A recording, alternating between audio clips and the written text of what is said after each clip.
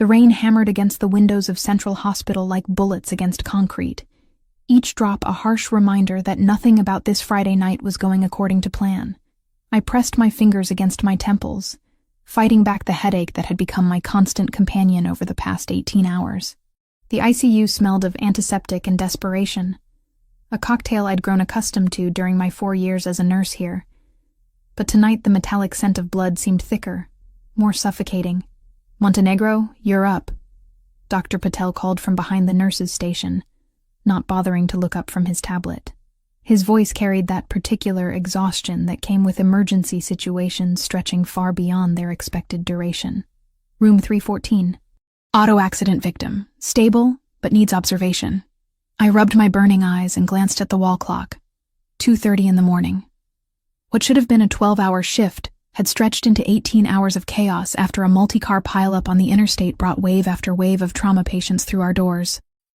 My scrub stuck to my skin with sweat and anxiety, my dark hair escaping its ponytail in rebellious strands that framed my face.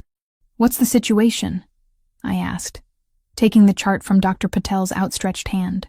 My voice sounded hoarser than usual, scratchy from breathing recycled hospital air for too many consecutive hours.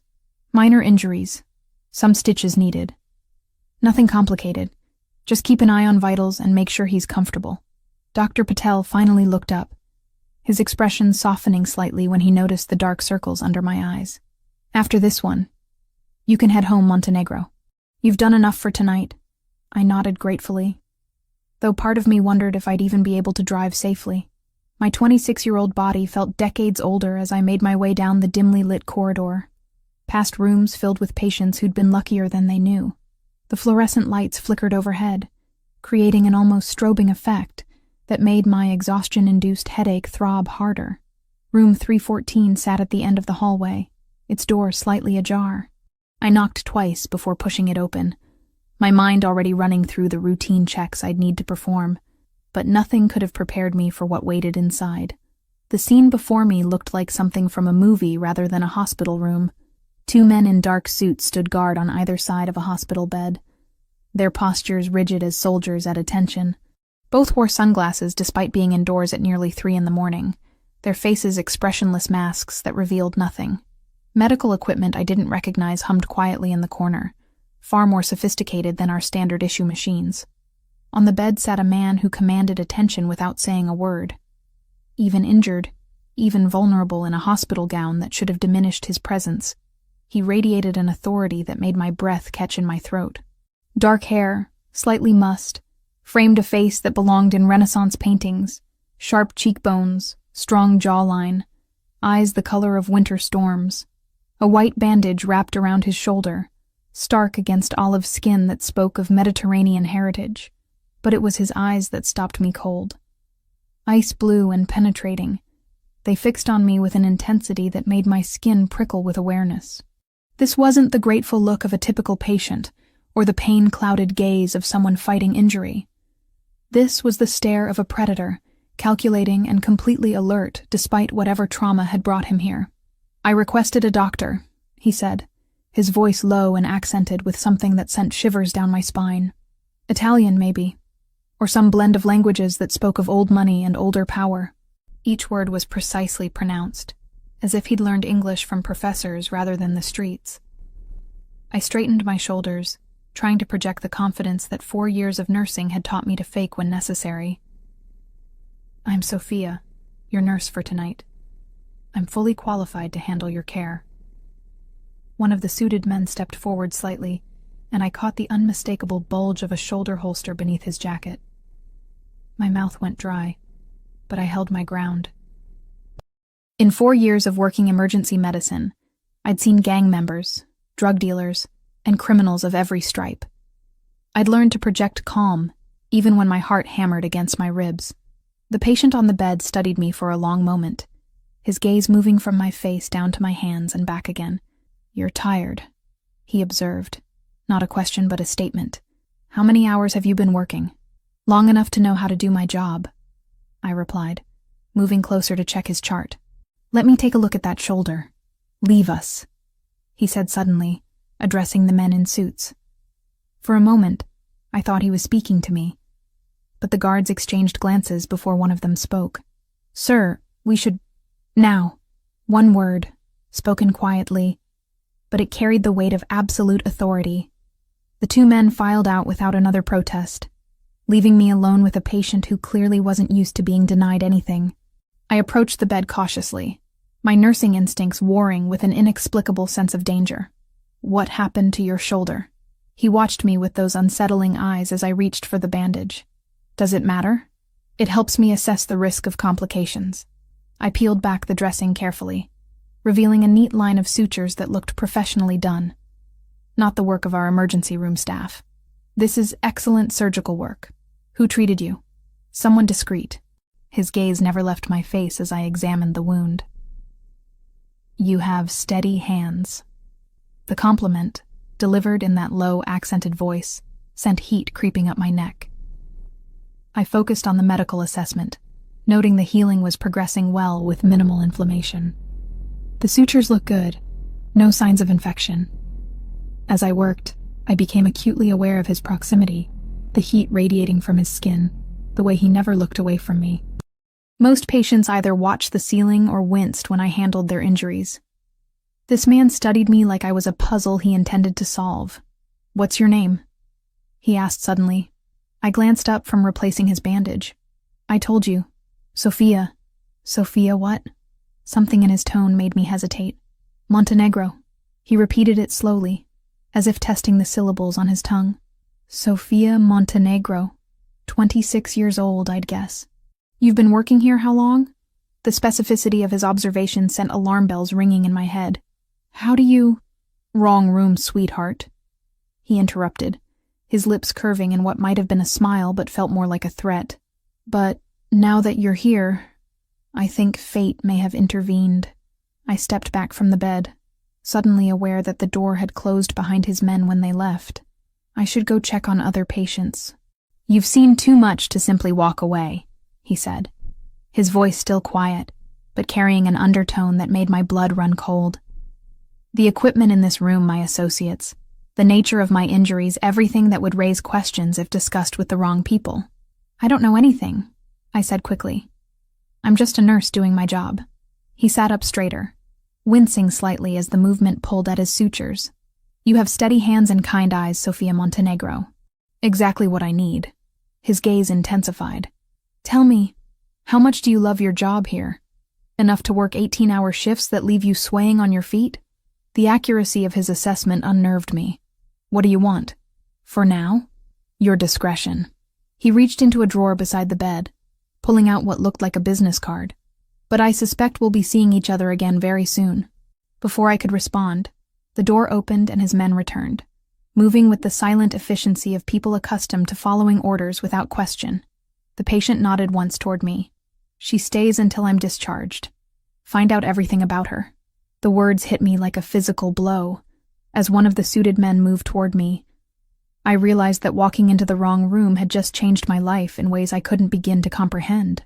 The man on the bed watched my reaction with satisfaction, as if my fear was exactly what he'd been hoping to see. "Everything," he repeated, his winter storm eyes never leaving mine. Saturday morning arrived like a slap of cold reality.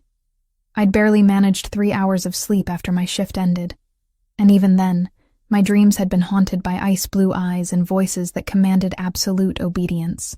The knock on my apartment door at 6 a.m. made my blood freeze. Through the peephole, I saw 2 men in expensive suits standing in my hallway like they owned the building. One held a manila envelope, the other kept his hands clasped behind his back, in a pose that screamed military training.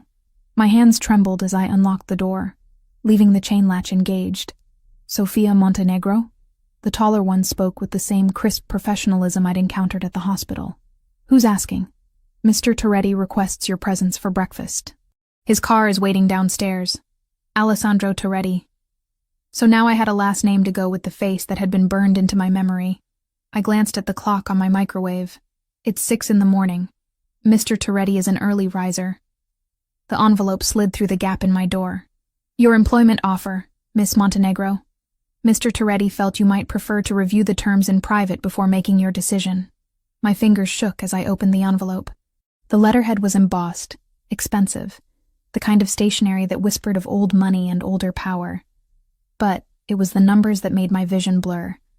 $50,000 per month, plus benefits, plus immediate signing bonus of $100,000. I read the figure 3 times before my brain could process it. In a year, I'd make more than I'd made in my entire 4-year nursing career combined. There must be some mistake, I whispered. No mistake. Mr. Toretti values exceptional medical care.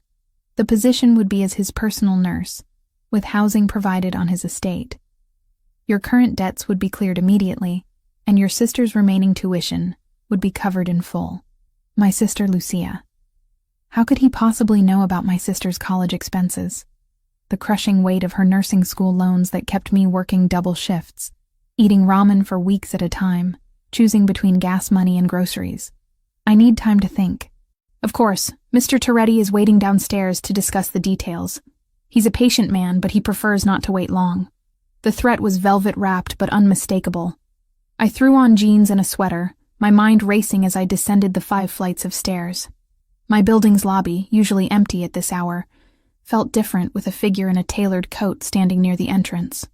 Alessandro Toretti looked like he'd stepped from the pages of a magazine. The hospital gown had been replaced by charcoal wool and Italian leather, his dark hair styled with casual perfection. The shoulder I'd bandaged showed no sign of injury as he turned toward me, those winter storm eyes cataloging my appearance with unsettling intensity. Sophia. My name sounded different in his accented voice, like he was claiming ownership of it. I trust you slept well? Not particularly. A ghost of a smile touched his lips. Neither did I. Shall we? The car waiting outside was a black Mercedes that cost more than I'd make in 2 years. As he held the door open, I caught the subtle scent of expensive cologne, mixed with something darker. More dangerous. The interior was cream leather and polished wood, a mobile office that spoke of a man who conducted business everywhere he went. As we pulled away from my rundown neighborhood, Alessandro poured coffee from a silver thermos into bone china cups. Have you had a chance to review the employment terms? I clutched my purse, the contract folded inside like a loaded weapon. The salary is generous. I pay for the best. His eyes never left my face as he handed me the coffee. Tell me, Sophia, what do you know about my family? The careful way he said family sent warnings racing along my spine. Nothing. Refreshing honesty. He settled back against the leather seats. The Toretti family has been in business for 3 generations. We value loyalty, discretion, and competence above all else. The car turned onto roads I'd never seen before, away from the city and into areas where houses became estates, where privacy was measured in acres rather than thin apartment walls. Trees lined the drive as we passed through wrought iron gates that whispered open at our approach. What kind of business? I asked, though part of me already knew I wouldn't like the answer. Import and export, real estate development, investment management. Each word was precisely chosen, revealing nothing while confirming everything. The kind of business that sometimes requires medical discretion. The mansion that came into view took my breath away. Not ostentatious like a nouveau riche display, but elegant in the way that only old money could achieve. Stone and glass merged seamlessly, surrounded by gardens that probably employed more staff than my entire hospital floor. This is your home? One of them. He opened his door as we stopped under a covered portico. Come, I'd like to show you what you'd be protecting. The interior was a masterpiece of understated luxury. Marble floors that gleamed like mirrors, artwork that belonged in museums, ceilings that soared toward skylights that bathed everything in natural light. A woman in her 50s appeared, dressed in a simple uniform, but carrying herself with quiet authority. This is Mrs. Chen, my head of household staff, Alessandro explained. Mrs. Chen, Miss Montenegro will be joining us for breakfast. The older woman's eyes assessed me with the efficiency of someone accustomed to evaluating people quickly. A pleasure, Miss Montenegro. Breakfast is served on the terrace whenever you're ready. As we walked through rooms that each cost more than most people's houses, Alessandro spoke casually about the property. The gym, the library, the medical wing that was better equipped than some small hospitals. But it was his study that revealed the most about the man I was dealing with. Bookshelves lined the walls, filled with volumes on business, philosophy, Military strategy.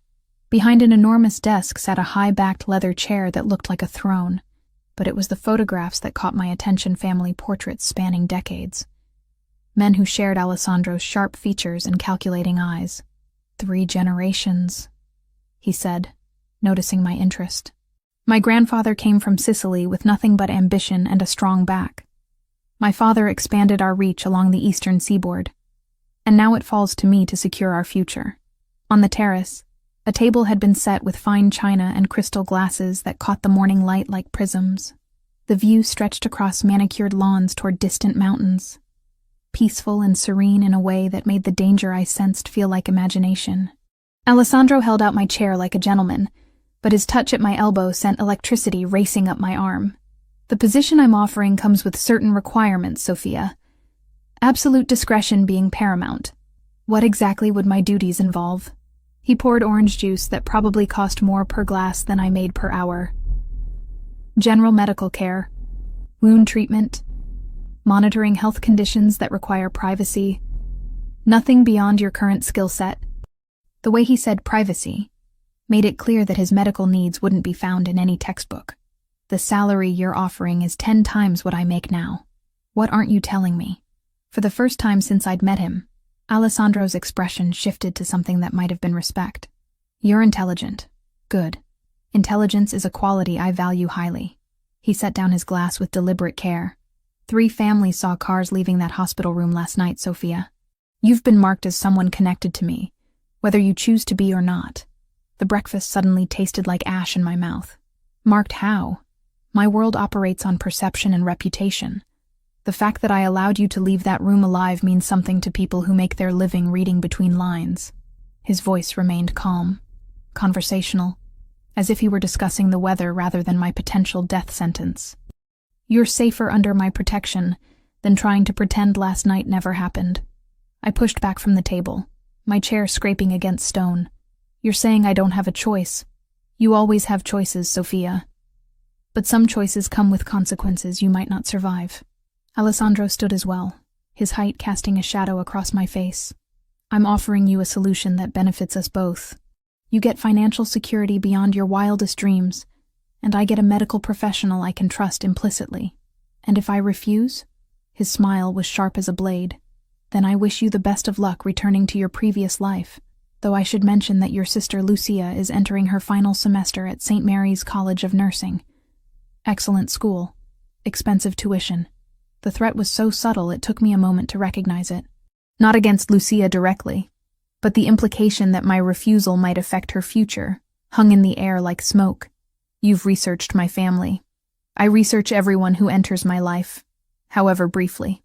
Alessandro moved closer, close enough that I caught the warmth radiating from his skin. You have $47,000 in student debt, Sophia.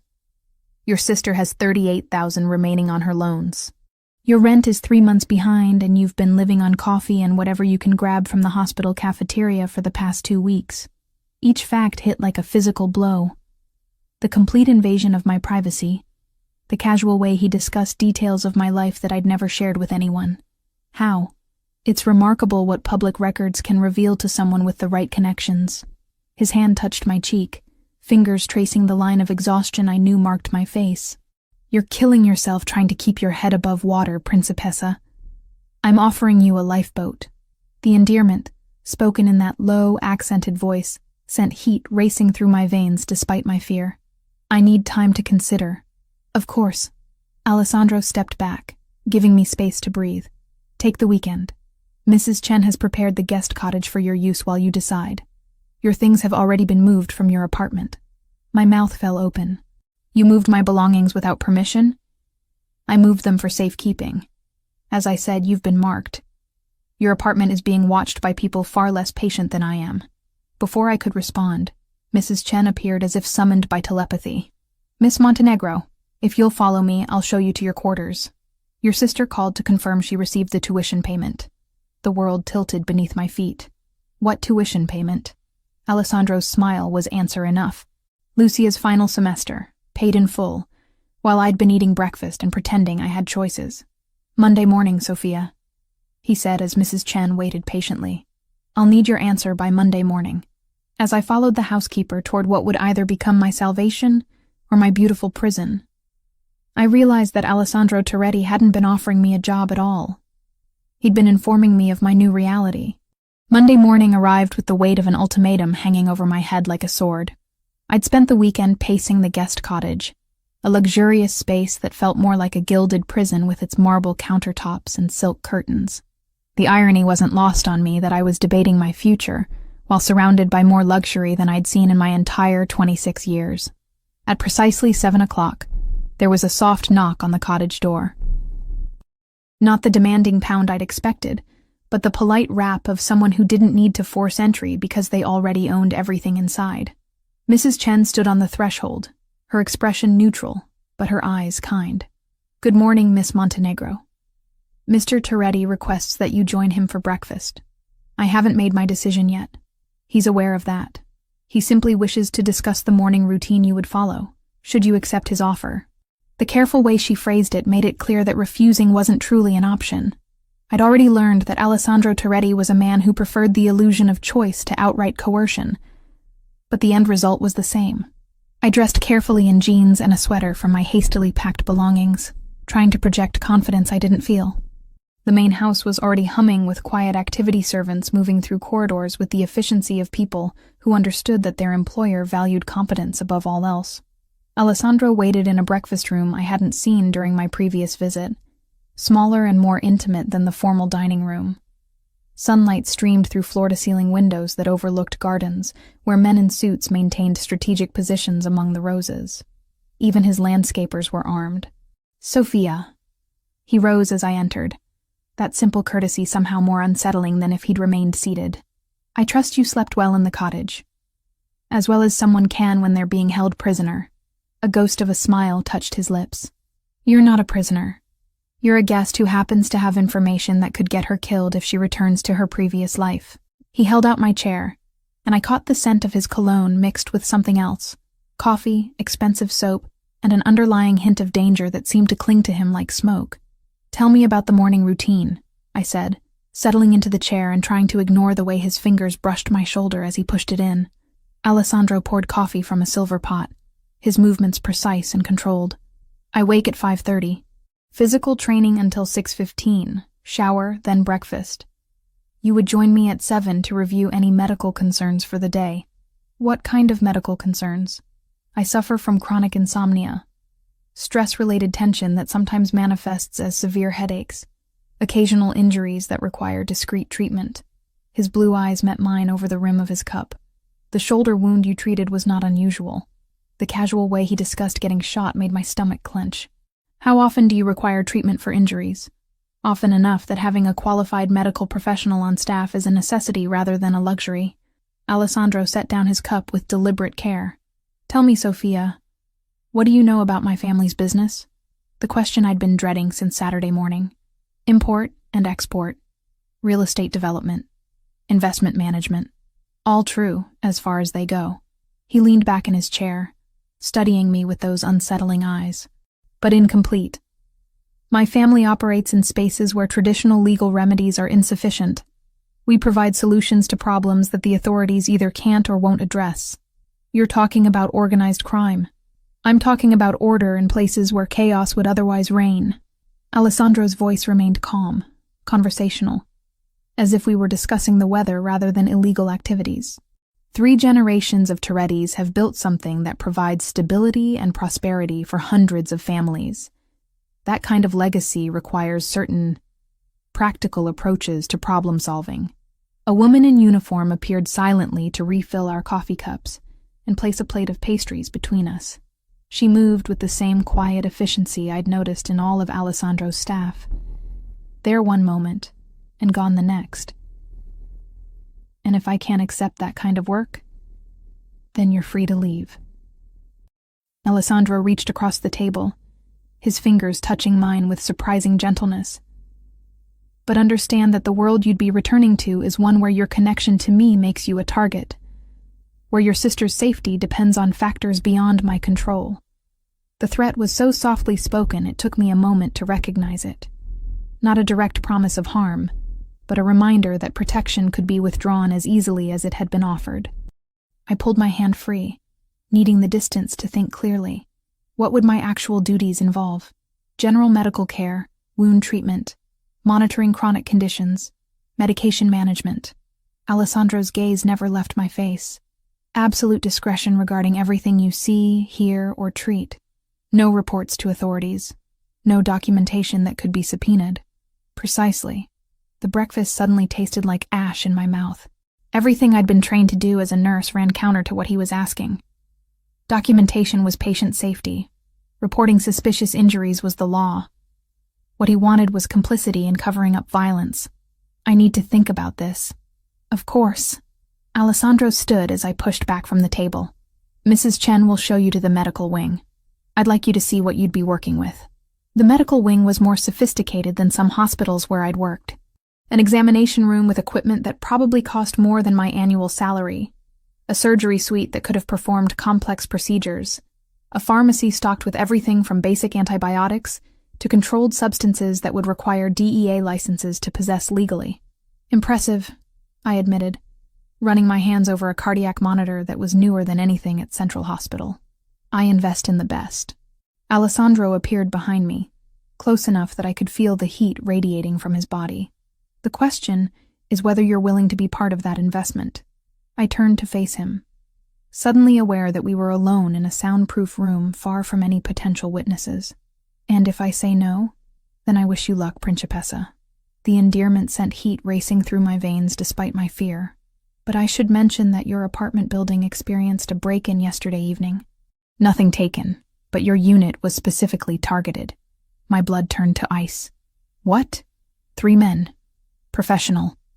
They spent considerable time going through your personal belongings before my security team convinced them to leave. Alessandro's voice remained calm. Matter of fact. The superintendent has been compensated for the damage, and new locks have been installed. But the message was clear.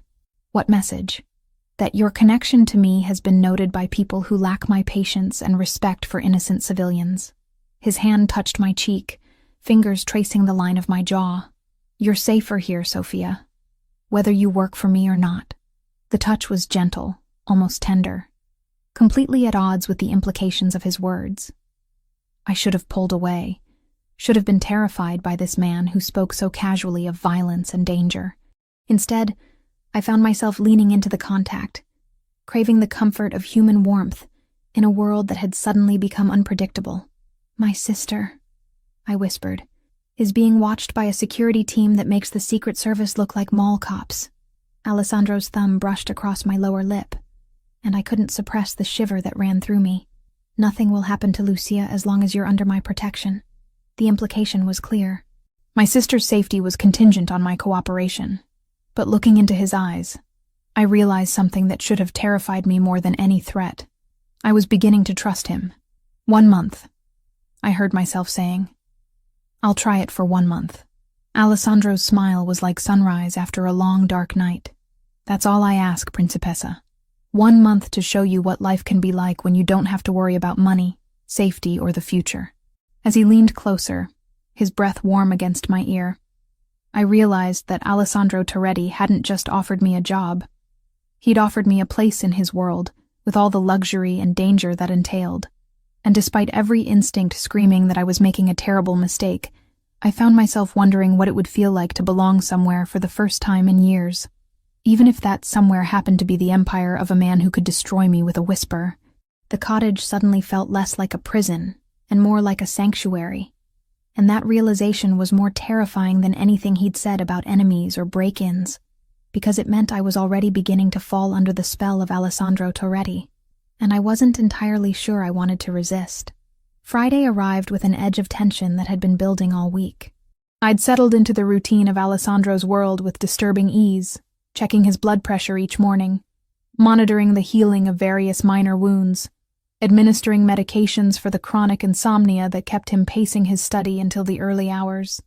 But there was something different about this particular morning, an undercurrent of urgency that made the staff move with heightened efficiency. Alessandro was waiting in the breakfast room when I arrived at 7, but instead of his usual composed demeanor, he was speaking rapidly into his phone in Italian. The words were too fast for me to follow, but the tone was unmistakably tense. When he saw me, he ended the call with a sharp command and set the phone aside. "We have a situation," he said without preamble. "I may need medical attention today, and I wanted to prepare you." My stomach tightened. What kind of situation? The kind where my diplomatic approach has failed, and more direct methods become necessary. Alessandro's ice-blue eyes met mine across the table. 3 families have been pressuring me for weeks about territory disputes. Today, we resolve those disputes permanently. The casual way he discussed violence still unsettled me, even after a week of living in his world. "Are you expecting to be injured?" "I'm expecting that not everyone will survive the day." His hand touched mine across the table, fingers warm against my suddenly cold skin. "But I have an advantage they don't know about." "Which is?" "A highly skilled medical professional who can patch me up without asking inconvenient questions." Alessandro's smile was sharp as a blade. "Stay close to your phone today, Principessa. I may need you on short notice." The endearment sent heat racing through my veins despite my fear. Over the past week, I'd found myself looking forward to these morning conversations, to the way his eyes tracked my movements, to the careful way he touched my hand or shoulder when reviewing his medical files. It was dangerous territory, and I knew it. At precisely noon, my phone buzzed with a text message that made my blood run cold. "Medical emergency. Come to Warehouse District. Address attached. Bring everything." I'd prepared for this moment all week, keeping a medical kit stocked with trauma supplies, blood products, even surgical instruments that shouldn't have been available outside a hospital setting. The car that waited for me was one I'd seen before, but the man behind the wheel was someone new, a driver whose knuckles bore the telltale scars of someone who'd learned to fight with his hands. The Warehouse District was a maze of abandoned buildings and empty lots, the kind of place where screams wouldn't carry and blood could be washed away without questions. We pulled up to a nondescript building where men in suits stood guard, their positions strategic enough to control all approaches. Inside, the warehouse had been converted into something that looked like a cross between a conference room and an interrogation chamber.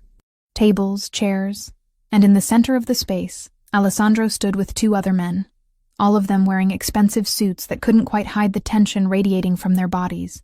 But it was the 4th man that made me freeze. He sat tied to a chair, blood streaming from his nose, his expensive suit torn and stained. Even injured, even humiliated, there was something about his posture that suggested he was accustomed to being the most dangerous person in any room. "Sophia."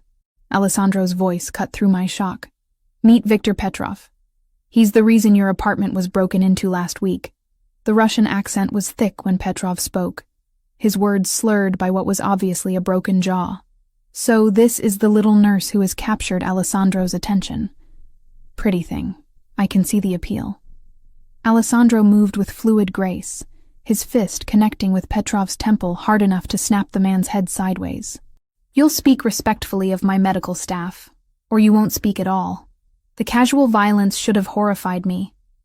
Instead, I found myself studying Petrov's injuries with clinical detachment, cataloging the damage and mentally reviewing treatment protocols. When had I become someone who could watch a man being tortured and think only of medical procedures? "The photographs," Alessandro continued, his voice conversational despite the circumstances. "The ones your men took of Sophia at the hospital, at her apartment, following her to work. I'd like to know who else has seen them." Petrov spat blood onto the concrete floor. "Many people. Insurance, you might say." Alessandro's expression didn't change, but I saw the subtle shift in his stance, the way his shoulders tensed. "How many people, Victor?"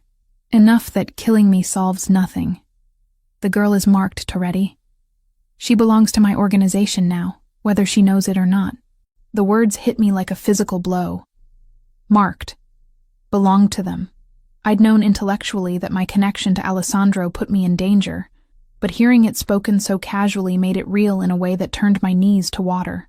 Alessandro moved closer to where I stood, his hand finding the small of my back in a gesture that was both protective and possessive. "Nobody owns Sofia Montenegro except Sofia Montenegro. But since you seem to have forgotten how respect works, let me remind you." What happened next was swift and brutal. Alessandro moved with the efficiency of someone who'd learned violence as a survival skill, his hands finding pressure points that dropped Petrov into unconsciousness without causing permanent damage. Professional, controlled, terrifying. He'll wake up in a few hours with nothing more than a headache, Alessandro said, straightening his suit jacket as if he'd been discussing the weather. But the message will be clear to anyone watching. I stared at the unconscious man, my medical training warring with the reality of what I'd just witnessed. Is he going to be all right? He's alive, which is more consideration than he showed when he ordered surveillance on you.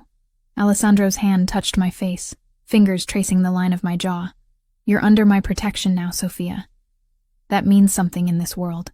The warehouse around us was being efficiently cleaned, evidence of what had transpired disappearing as if it had never happened.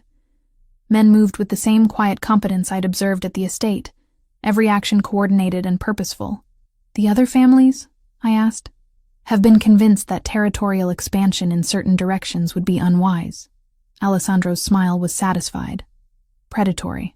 Sometimes diplomacy requires a demonstration of strength. As we walked back to the car, I realized that the morning's events had changed something fundamental between us. I'd seen Alessandro in his element, watched him exercise the kind of power that built empires and destroyed lives. And instead of running, instead of demanding to be taken back to my cottage to pack my belongings, I found myself walking closer to him, craving the security of his presence. Are you all right? He asked, as we settled into the back seat of the car. I should be horrified, I said honestly. I should be demanding that you take me home, that you let me go back to my old life. But you're not. No. I met his gaze directly. I'm not. And that scares me more than anything that happened in there. Alessandro's hand found mine, his fingers intertwining with mine, in a gesture that felt more intimate than any kiss. Fear can be useful, Principessa. It keeps you alive. But don't fear what's growing between us. The car pulled away from the warehouse district, carrying us back toward the estate and the life that was becoming less temporary with each passing day. In the distance, I could see smoke rising from what might have been another warehouse. And I didn't ask what was burning. Some questions were better left unasked, especially when the answers might reveal how much I'd already changed, how completely I was falling under the spell of a man who could destroy lives with a whisper and then hold my hand with surprising gentleness. The day's violence had been a test, I realized, not of my medical skills, but of my ability to accept the reality of Alessandro's world. And despite every instinct that should have been screaming warnings, I'd passed that test with flying colors, which meant I was in far more danger than I'd ever imagined, because the greatest threat wasn't from his enemies. It was from the way I was beginning to feel about the man who claimed to be protecting me. Monday morning arrived with a weight I hadn't expected. I'd been living at Alessandro's estate for over 2 weeks now, and what had started as a temporary arrangement was beginning to feel disturbingly permanent. The luxury no longer impressed me.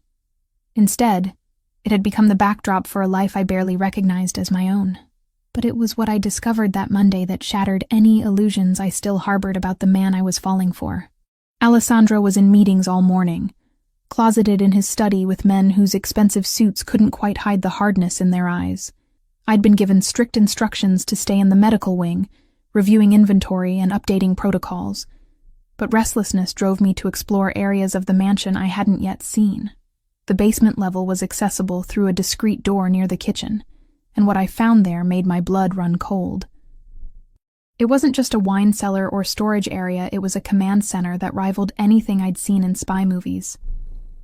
Banks of monitors showed surveillance feeds from locations throughout the city, communication equipment that looked military-grade, and filing cabinets that stretched along one entire wall. But it was the contents of one particular cabinet that destroyed my world. The files were meticulously organized, each bearing a name written in Alessandro's precise handwriting. And there, near the front, was a folder marked Montenegro, Eduardo, deceased. My father's name.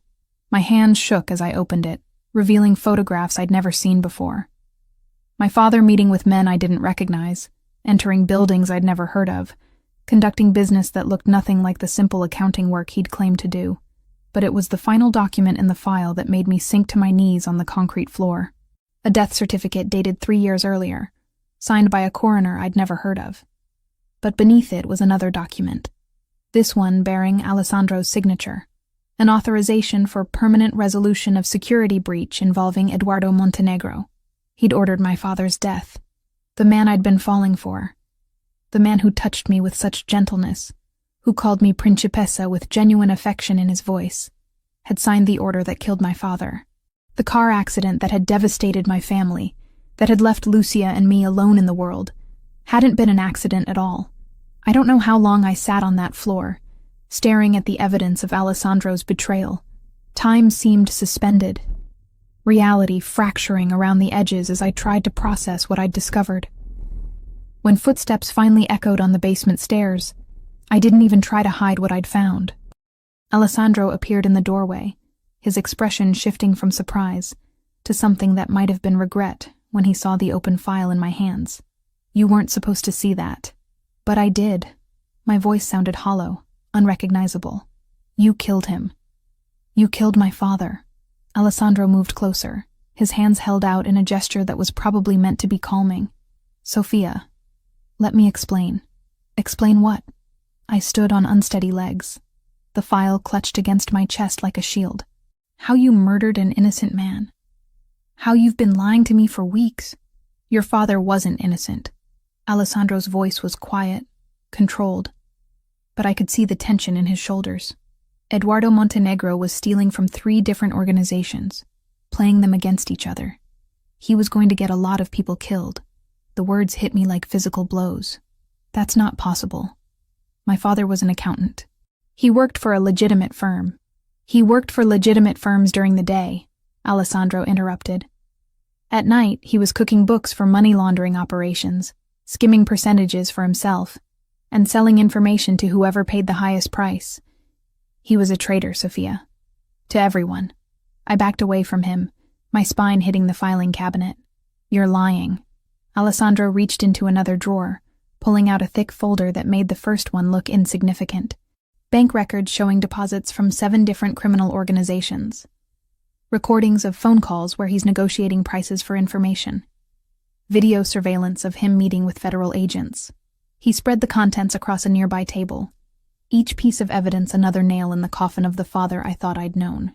Eduardo Montenegro was planning to disappear with $10 million in stolen money, leaving you and Lucia to face the consequences of his betrayals. I stopped him before he could destroy more lives.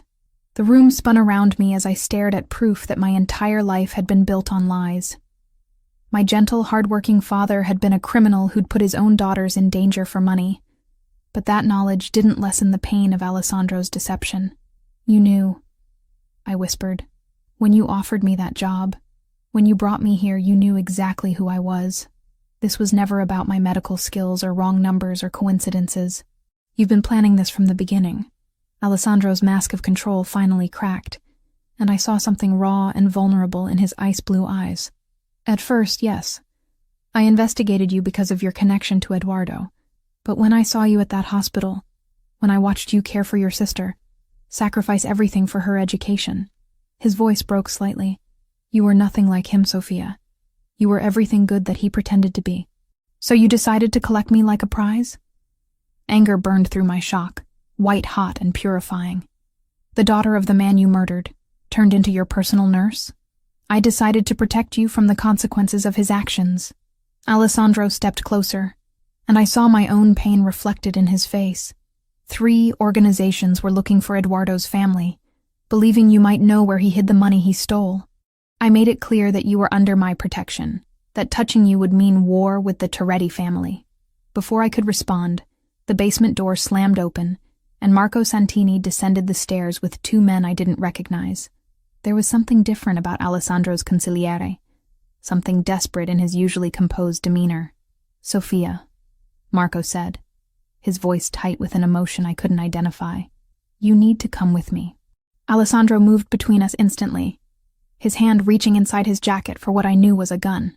"Explain yourself, Marco. They have my family." Marco's voice cracked. "My wife, my children. 6 months they've been holding them, forcing me to feed information to the Russians. They want her as collateral for your cooperation." The pieces clicked into place with terrifying clarity. Marco's recent strange behavior, The way he'd been pushing Alessandro toward more aggressive actions. The timing of everything that had brought me into Alessandro's world. It had all been orchestrated. You set this up, I breathed, staring at Marco. You arranged for me to find that room, didn't you? You made sure I'd see Alessandro's medical equipment, that I'd become involved. Marco's face was a mask of tortured guilt. They needed leverage against him. Something he cared about more than territory or money. I watched him watching you for months, saw how you affected him. I thought if I could make the connection seem natural, accidental. Alessandro's gun was in his hand now, trained on the man who'd been his closest advisor for 8 years. Where are they holding your family, Marco? Warehouse district. Same building where we met with Petrov. Marco's hands shook as he held them up in surrender. They'll kill them if I don't bring her, Alessandro. My children are 7 and 9 years old. I looked between the two men, understanding that I was standing at the center of a web of manipulation that stretched back months. Marco had betrayed his closest friend to save his family. Alessandro had built his protection of me on the foundation of my father's murder. Everyone had used me, moved me like a piece on a chessboard, and I'd been too blind to see it. I won't be anyone's leverage, I said, my voice stronger than I felt. Not yours, not theirs, not his. I looked directly at Alessandro. I'm leaving. Tonight. I want nothing more to do with any of this. Sophia, please. Alessandro's voice held a desperation I'd never heard before. Let me explain everything. Let me tell you why. Why what? I interrupted. Why you killed my father. Why you manipulated me into caring about you. Why you made me feel safe when I was actually in more danger than I'd ever imagined. Before he could answer, I walked toward the stairs, leaving both men frozen in the basement, surrounded by the evidence of their respective betrayals. Marco called after me, something about protection and consequences, but I didn't stop. In the medical wing, I gathered my few personal belongings with mechanical efficiency. The luxury clothes Alessandro had provided, the jewelry, the expensive gifts, all of it stayed behind. I wanted nothing that connected me to this world of beautiful lies and deadly truths. Mrs. Chen appeared in the doorway as I finished packing, her expression unreadable. Miss Montenegro, Mr. Toretti asked me to remind you that your apartment is still being watched. Your sister's safety. Tell Mr. Toretti that I'll take my chances with his enemies rather than stay under the protection of my father's murderer, I said, shouldering my bag. And tell him that if anything happens to Lucia, I'll make sure every law enforcement agency in the country knows exactly where to find him. As I walked toward the front door, I could hear raised voices from the basement. Alessandro and Marco arguing about strategy and family and consequences. But their problems were no longer mine. I'd been Sofia Montenegro, daughter of a man I thought was a saint. Then I'd been Sofia Montenegro, nurse to a dangerous criminal. Now I was just Sofia Montenegro, a woman who'd learned that love built on lies was more dangerous than any enemy, and I was walking away from both the man who'd killed my father and the twisted world that had nearly consumed me. The night air felt like freedom as I stepped outside the mansion's gates, even though I knew it might also be signing my death warrant. But for the first time in weeks, I was making a choice that was entirely my own. 24 hours of freedom had been enough to remind me why I'd accepted Alessandro's protection in the first place. The motel room I'd rented with my last $300 had broken locks, stained carpets, and windows that didn't quite close properly. But worse than the squalid surroundings were the men in dark cars who'd appeared outside within hours of my arrival. I wasn't naive enough to believe they were Alessandro's people. These men had a different energy, something colder and more brutal than the disciplined professionalism of the Toretti family soldiers.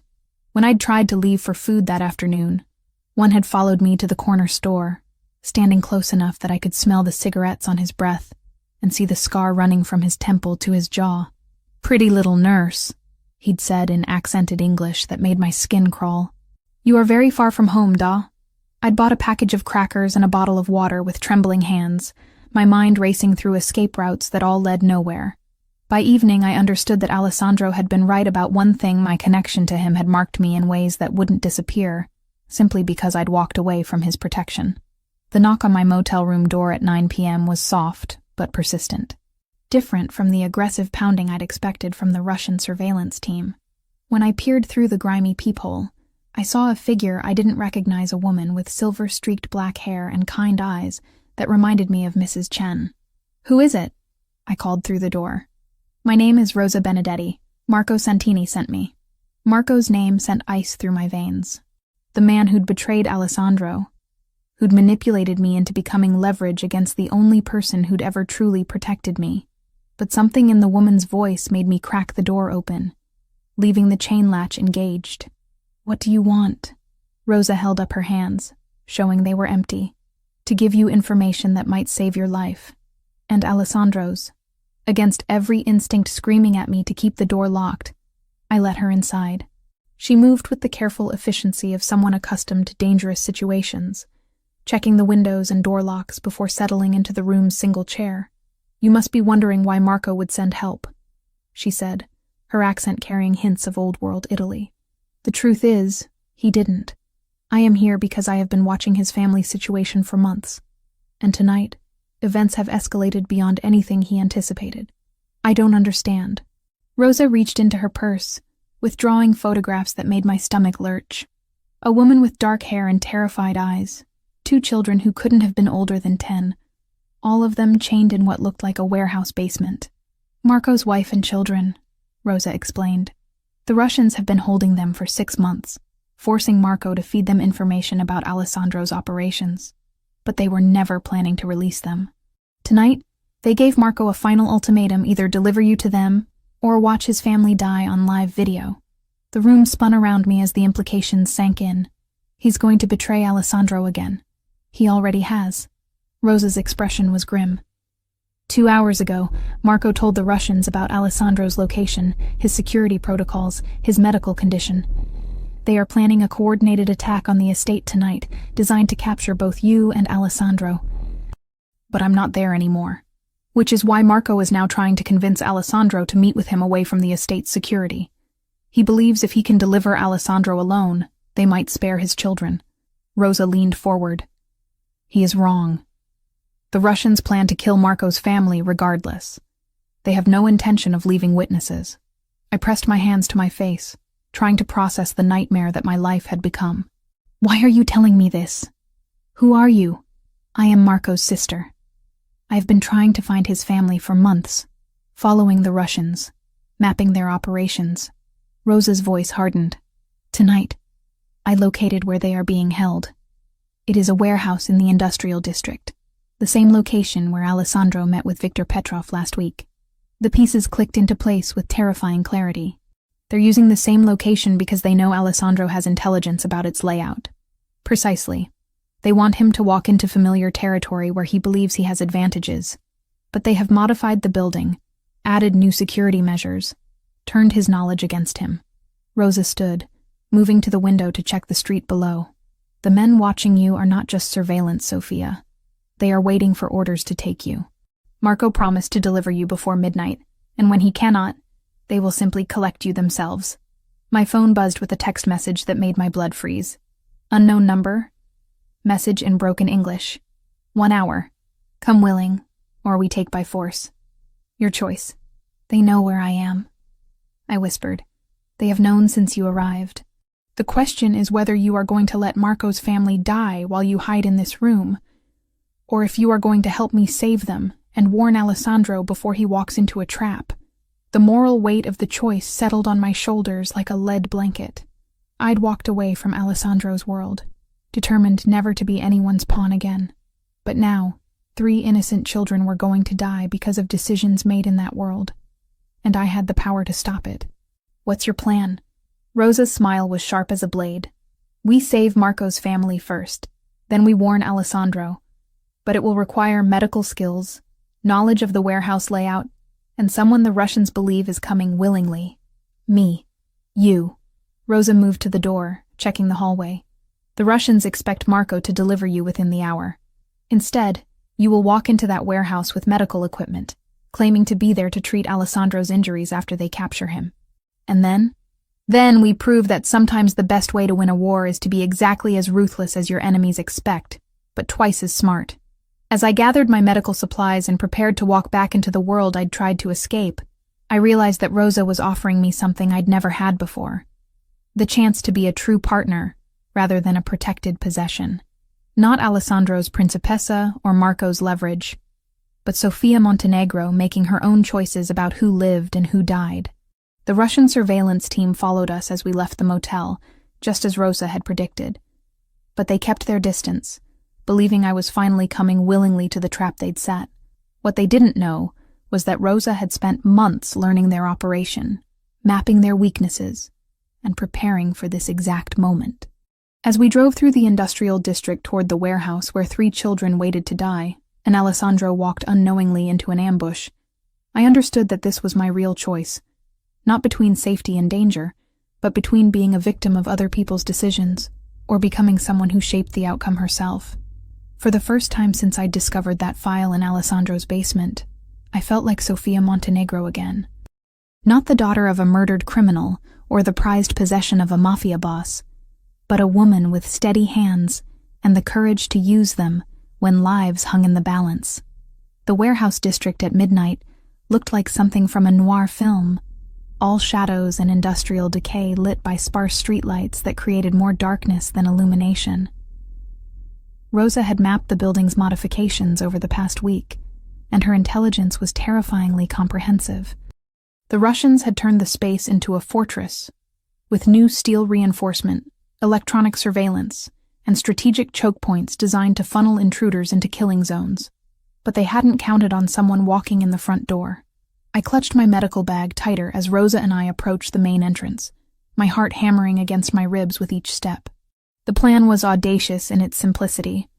I would present myself as Alessandro's personal medical staff, claiming to be there to treat him after his capture. Rosa would slip in through the service entrance she'd identified during her reconnaissance. 2 guards flanked the main door, both carrying assault rifles with the casual familiarity of men who'd used them often. They straightened as we approached, their eyes tracking our movement with predatory attention. "You are the nurse?" The larger one spoke with a thick Russian accent, his English carefully pronounced but heavily inflected. "Marco Santini. He said you would come." "I'm here to provide medical treatment," I replied, forcing my voice to remain steady. "I understand there may be injuries that require immediate attention." The second guard spoke rapidly into a radio, receiving confirmation before stepping aside. "Boss wants to see you first. Leave bag here." "The medical supplies stay with me," I said, channeling every ounce of authority I'd learned from years of dealing with difficult patients and demanding doctors. "If you want professional medical care, you don't separate a nurse from her equipment." The guards exchanged glances before the first one shrugged. "Dmitri will escort you. Try nothing stupid, little nurse. Many people die tonight if you cause problems."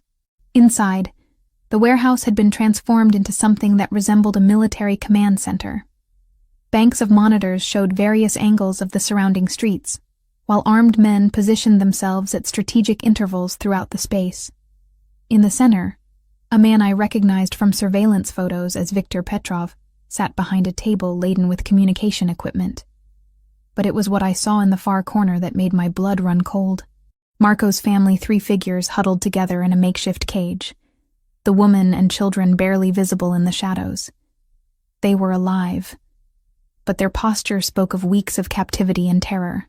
"The famous Sofia Montenegro," Petrov said without looking up from his monitors. "Marco has told us so much about you. How you turned Alessandro Toretti from a calculating businessman into a lovesick fool. I'm here to provide medical treatment," I repeated.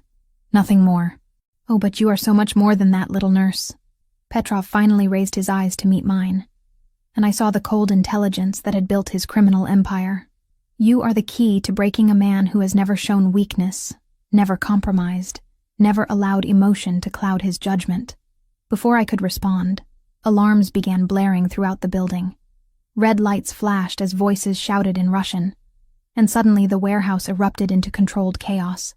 On the monitors, I could see vehicles approaching from multiple directions, black SUVs and tactical trucks moving with military precision. "Alessandro," Petrov breathed, his expression shifting from satisfaction to something approaching respect. 30 minutes early and coming from directions we did not anticipate.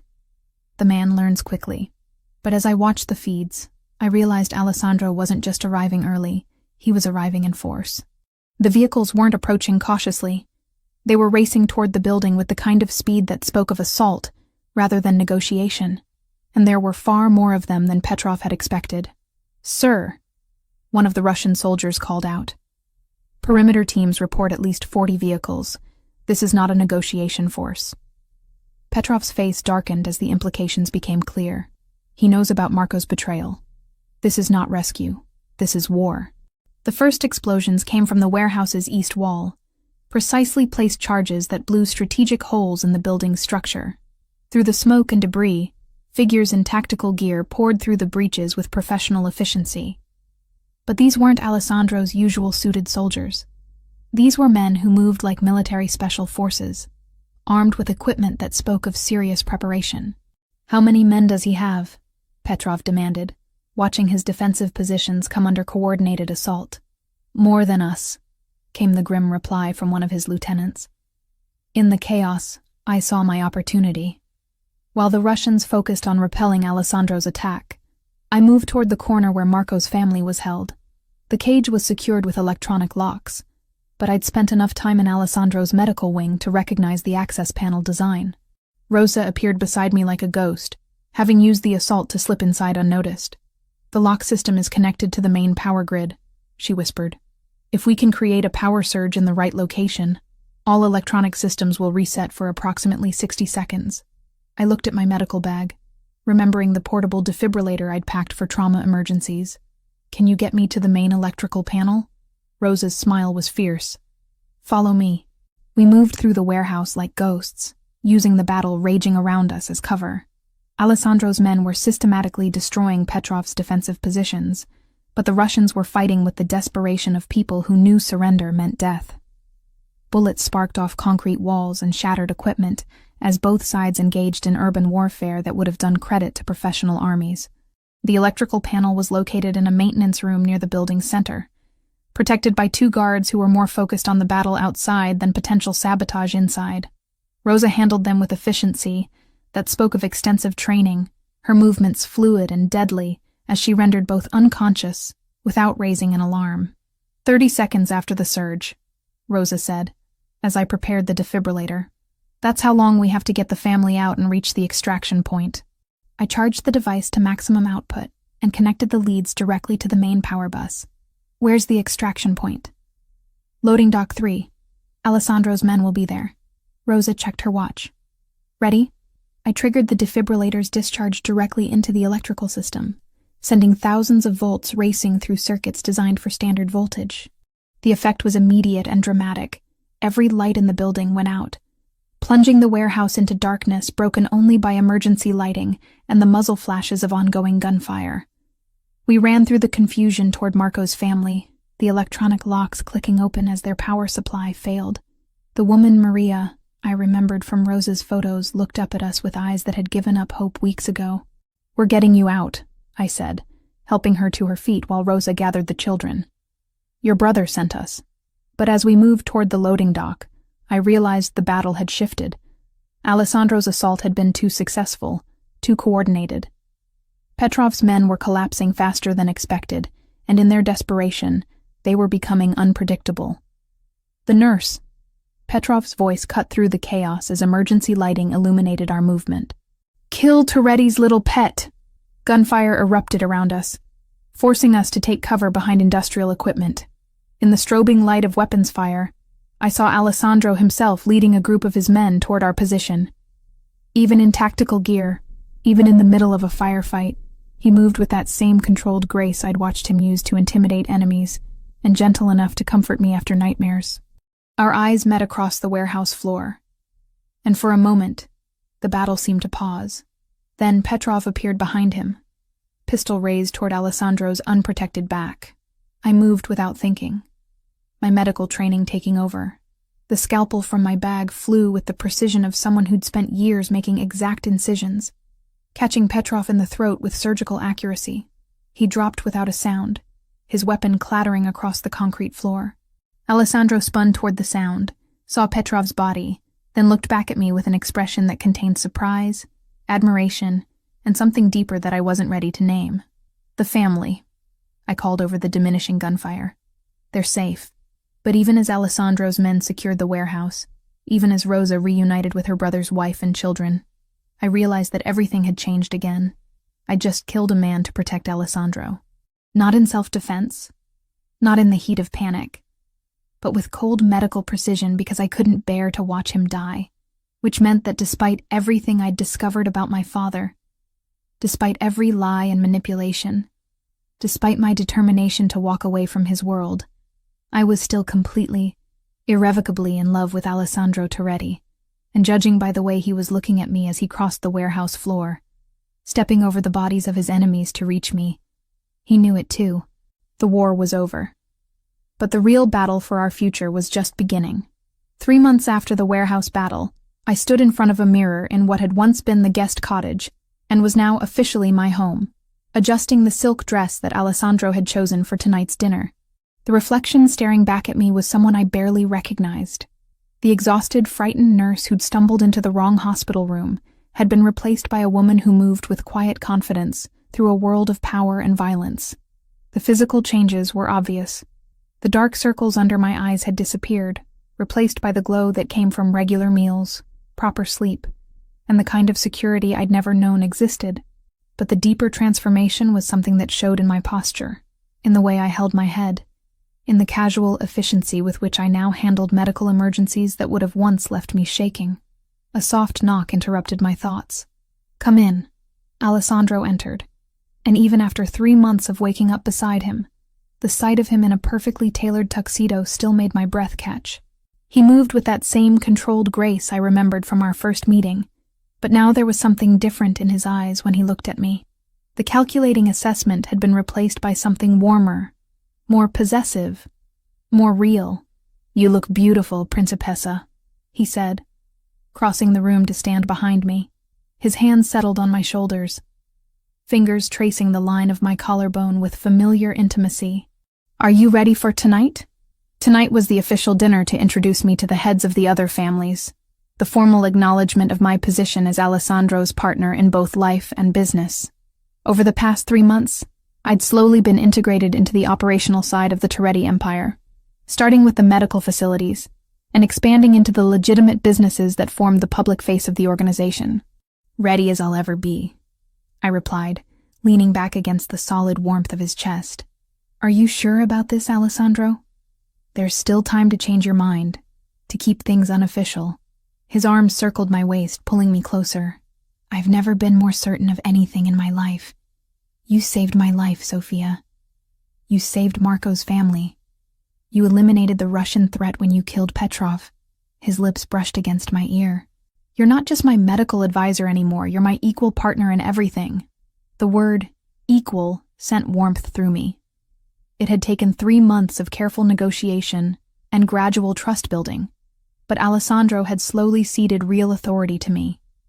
I now oversaw all medical operations for the family, managed the legitimate healthcare businesses that served as fronts for money laundering, and had a vote in strategic decisions that affected the organization's future.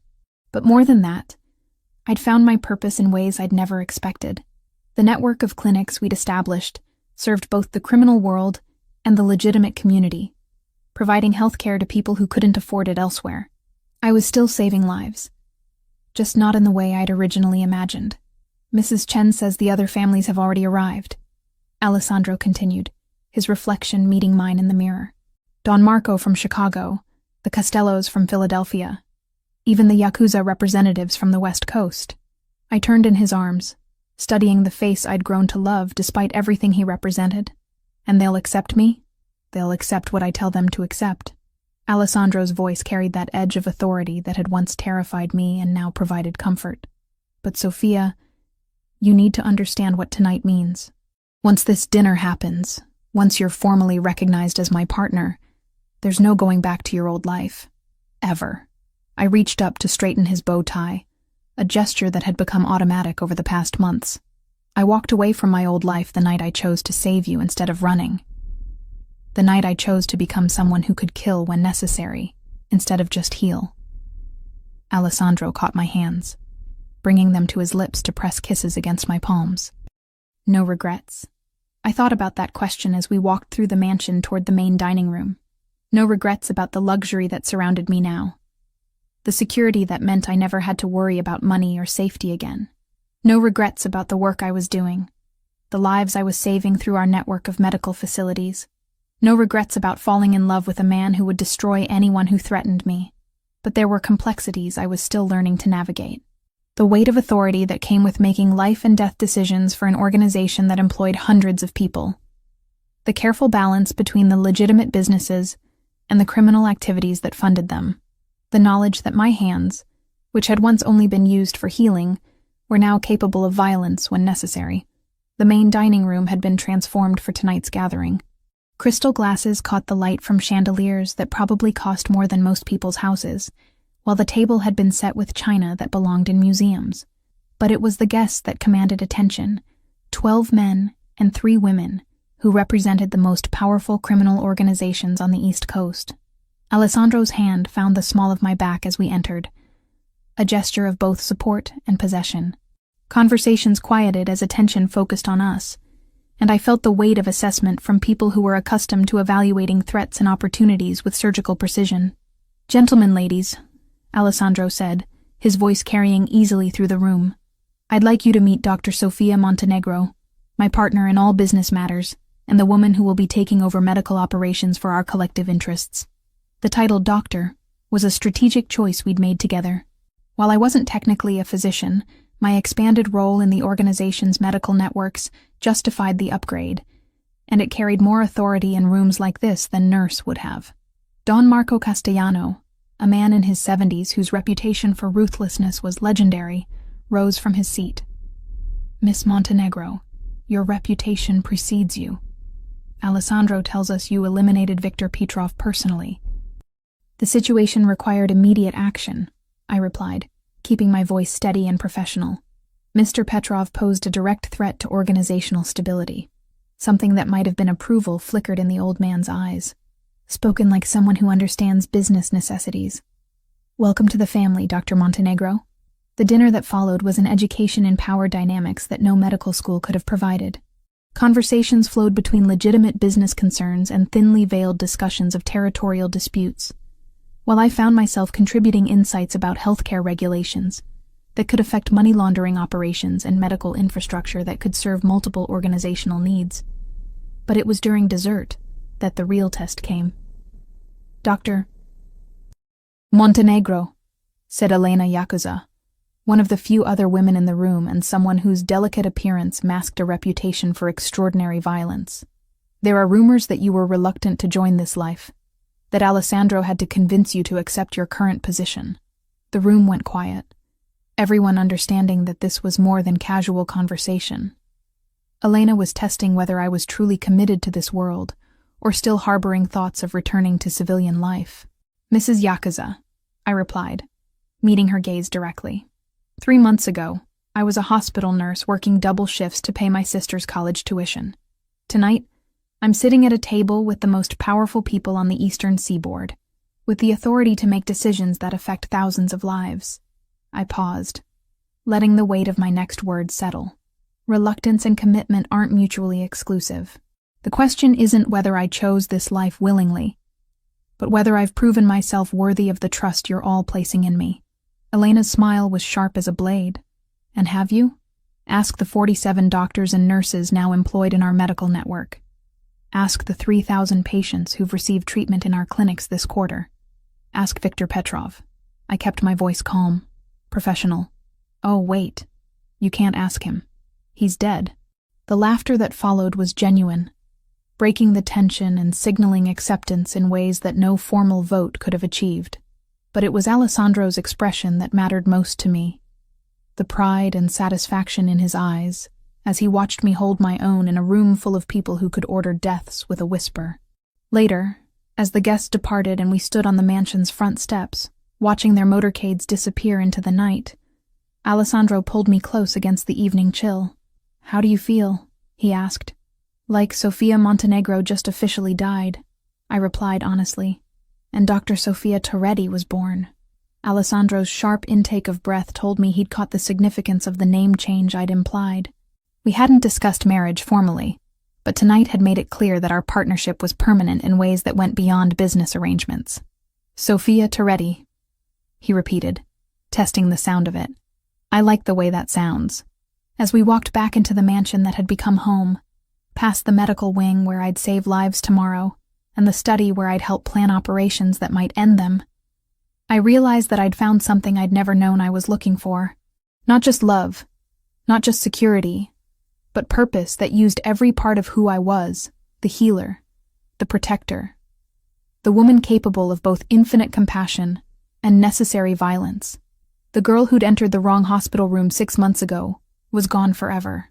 In her place stood someone who could walk between worlds, who could save lives in the morning and eliminate threats in the evening, who could be both Alessandro's equal partner and his greatest strength. I'd found my place in his darkness, and he'd found his light in my healing hands. Together, we'd built something that was greater than either of us alone, an empire that balanced violence with mercy, power with responsibility, love with the kind of loyalty that could withstand anything the world threw at us. And as Alessandro's arms tightened around me in our bedroom, in our home, in our shared future, I knew with absolute certainty that this was exactly where I belonged.